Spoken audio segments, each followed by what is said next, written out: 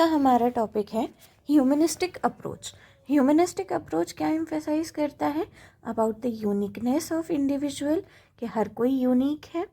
उन focus on personal growth, ये focus करता है पर्सनल ग्रोथ पे। सेल्फ एक्चुअलाइजेशन, यानी कि वो प्रोसेस जिससे आप अपना फुल पोटेंशियल अचीव कर पाओ।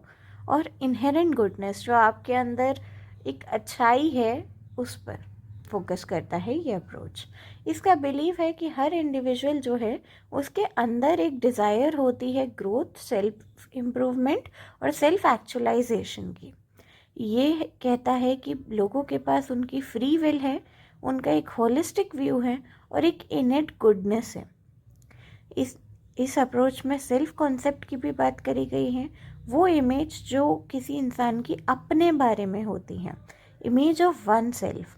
वहीं ऑथेंटिसिटी, यानी आप कितने अलाइनमेंट में खुद के ट्रू सेल्फ के साथ रह पा रहे हो, आप कितने अलाइंड हो अपनी उस एक इमेज से जो आपकी अपने बारे में है।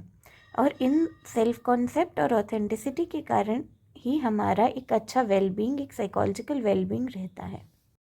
ह्यूमनिस्टिक अप्रोच में कार्ल रॉजर्स एक प्रोमिनेंट फिगर हैं।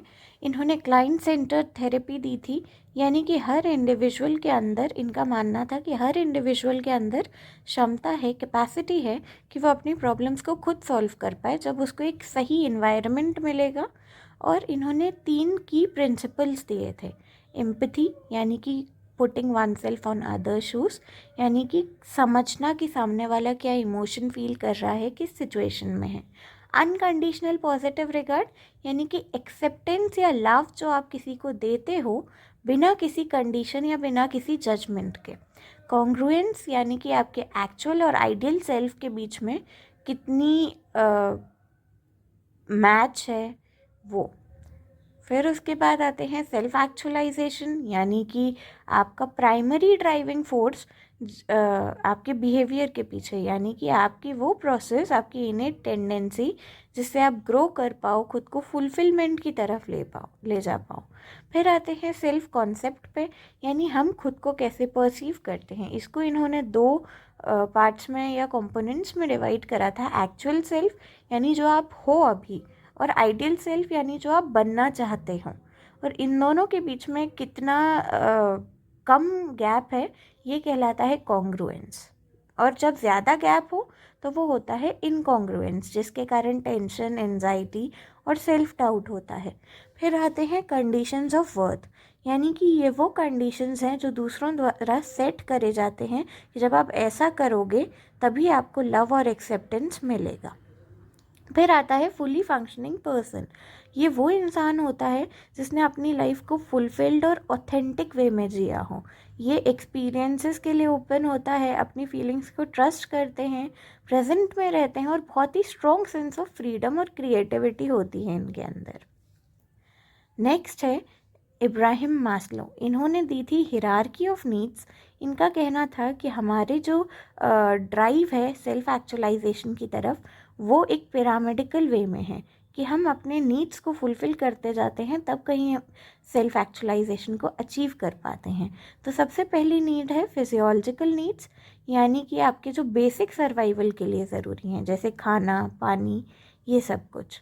अगर ये मेट नहीं हुई, ये नीड्स पूरी नहीं हुई, तो आपका फोकस अपने सर्वाइवल पर रहेगा, ना कि ग्रोथ पर।